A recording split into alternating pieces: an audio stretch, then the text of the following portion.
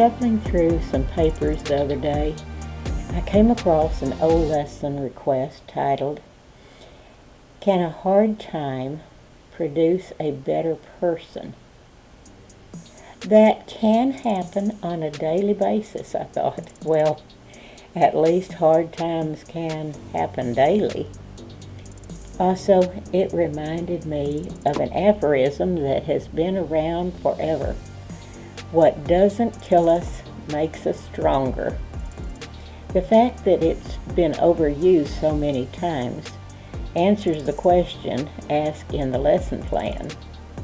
Wisdom, often repeated, can produce personal growth, and challenging times can be a stepping stone to becoming a better person. Notice I said can, not will. Just the other day, after absorbing the news from Portugal, the BBC, flipping through between two channels here in the States, I was a nervous wreck. Sometimes I think I listen to the news as a coping mechanism to escape from worries closer to home. Clearly, the news brought it back home on this particular day. Worry and concern for what kind of country my great-grandchildren would grow up in caused my anxiety scale to top out at a 10 on a pain chart. Suddenly, I recalled a Bible verse that tells us not to be anxious about anything. So I began talking to God. No, truthfully, it was more like sounding off to God. Please destroy all this evil in the world. Can I even ask you to do that? Nevertheless, you tell us to pray for our enemies, but there is so much deception today that we do not know who they are until it's too late. Finally, a sense of peace began to settle over me. I prayed.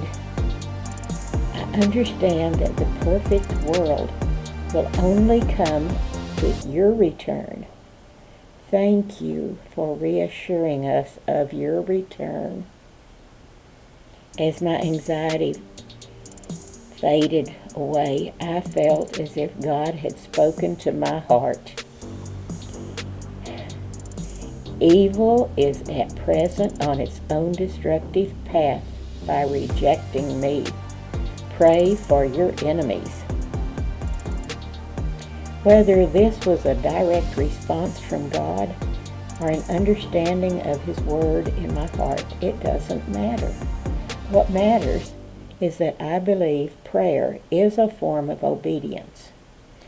Through prayer, we grow in our faith, and we become more aligned with His will as we prepare for eternity.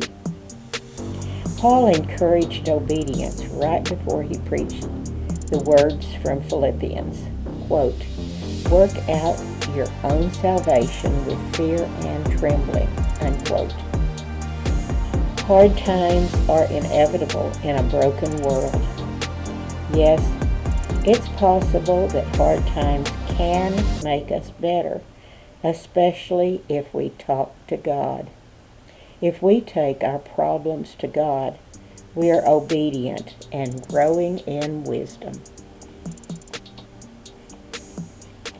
Do not be anxious about anything, but in every situation, by prayer and petition, with thanksgiving, present your request to God. Philippians 4, verse 6. Therefore, my friends, as you have always obeyed, not only in my presence, but now much more in my absence, continue to work out your salvation with fear and trembling. Philippians 2, verse 12.